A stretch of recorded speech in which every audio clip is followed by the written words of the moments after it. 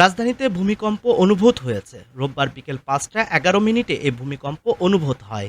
মার্কিন ভূতাত্ত্বিক জরিপ সংস্থা ইউএসজিএস জানিয়েছে, বাংলাদেশ সহ চীন, ভারত, মিয়ানমার, নেপাল ও ভুটানে ভূমিকম্প অনুভূত হয়েছে।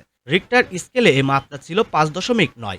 ভূমিকম্পের উৎপত্তিস্থল ভারতের আসামের ঢেকিয়াজুলিতে। ভূমিকম্পের ক্ষয়ক্ষতির বিষয়ে তাৎক্ষণিকভাবে কোনো তথ্য পাওয়া যায়নি।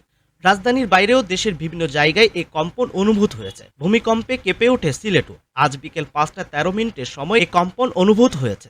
তাৎক্ষণিকভাবে কোনো ক্ষয়ক্ষতির খবর পাওয়া যায়নি। এর আগে গত এপ্রিলে রাজধানী ঢাকাসহ দেশের বিভিন্ন স্থানে মৃদু ভূমিকম্প অনুভূত হয়। কয়েক সেকেন্ড স্থানীয় এই ভূমিকম্পে কোনো হতাহতের খবর পাওয়া যায়নি। ওই সময়ে জানানো হয়, রিক্টার স্কেলে কম্পনের মাত্রা ছিল ৪। ভূমিকম্পের পর সামাজিক যোগাযোগ মাধ্যম ফেসবুকে অনেকে পোস্ট দিতে দেখা যায়।